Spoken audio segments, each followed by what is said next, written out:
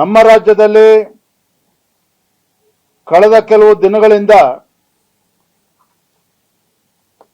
Micro finance ಹಾವಳಿ ಬಗ್ಗೆ ಸಾಕಷ್ಟು ಚರ್ಚೆ ಆಗ್ತಾ ಇದೆ.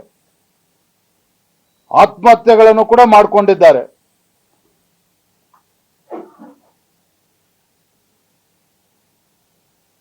ಈ ಮೈಕ್ರೋ ಫೈನಾನ್ಸ್ ಹಾವಳಿ ಮತ್ತು ವಸೂಲಾತಿ ದೌರ್ಜನ್ಯ ನಡೀತಾ ಇದೆ.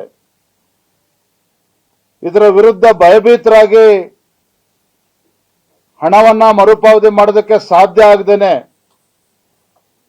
ಪ್ರಾಣವನ್ನ ಕಳ್ಕೊಳ್ತಾ ಇರ್ತಕ್ಕಂಥದ್ದು ನಾವು ನೋಡ್ತಾ ಇದ್ದೇವೆ.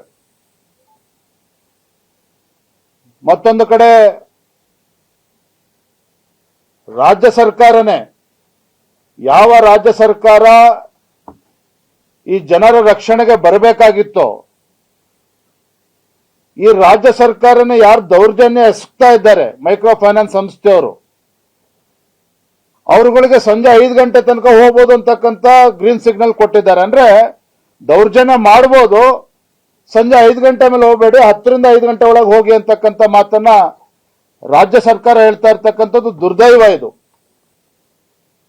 ಒಂದು ಕಡೆ ತಮ್ಮ ಗ್ಯಾರಂಟಿಗಳಿಂದ ರಾಜ್ಯದಲ್ಲಿ ಜನರು ಸಮೃದ್ಧರಾಗಿದ್ದಾರೆ, ಆಲ್ ಈಸ್ ವೆಲ್ ಅಂತೇಳಿ ಮುಖ್ಯಮಂತ್ರಿಗಳು ಅವರ ಸಚಿವ ಸಂಪುಟದವರು ಹೇಳ್ಕೊಳ್ತಾರೆ. ಮತ್ತೊಂದು ಕಡೆ ಇವತ್ತು ಈ ಮೈಕ್ರೋ ಫೈನಾನ್ಸ್ಗಳ ಭರಾಟೆನಲ್ಲಿ ಇವರು ದೌರ್ಜನ್ಯದಿಂದ ರಾಜ್ಯದಲ್ಲಿ ಬಡವರು, ಮಹಿಳೆಯರು, ಕೂಲಿ ಕಾರ್ಮಿಕರು ಇವತ್ತು ತತ್ತರಿಸಿ ಹೋಗ್ತಾ ಇರ್ತಕ್ಕಂಥದ್ದು ಕೂಡ ನಾವು ನೋಡ್ತಾ ಇದ್ದೇವೆ. ಎಲ್ಲ ಒಂದ್ ಕಡೆ ಈ ಮೈಕ್ರೋ ಫೈನಾನ್ಸಿನ ವ್ಯೂಹಕ್ಕೆ ಈ ಬಡವರು ಸಿಲುಕಿ ಹಾಕಿಕೊಂಡಿರ್ತಕ್ಕಂಥದ್ದು ನಾವು ಗಮನಿಸ್ತಾ ಇದ್ದೇವೆ. ಹಾಗಾಗಿ ರಾಜ್ಯ ಸರ್ಕಾರ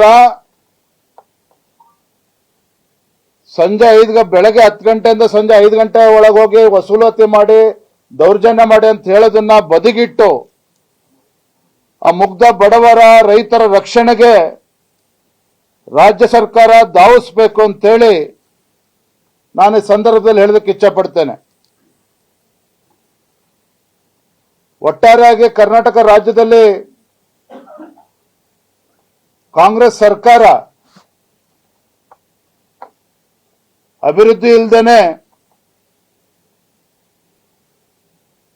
ಶಾಸಕರುಗಳಿಗೂ ಕೂಡ ತಮ್ಮ ಕ್ಷೇತ್ರದಲ್ಲಿ ಏನೋ ಅಭಿವೃದ್ಧಿ ಕೆಲಸ ಮಾಡಕ್ಕಾಗದೇನೆ ಇವತ್ತು ಕೈಕಟ್ಟಿ ಕುಳಿತಿರ್ತಕ್ಕಂಥ ಒಂದು ದಾರುಣ ಪರಿಸ್ಥಿತಿ ಬಂದಿದೆ.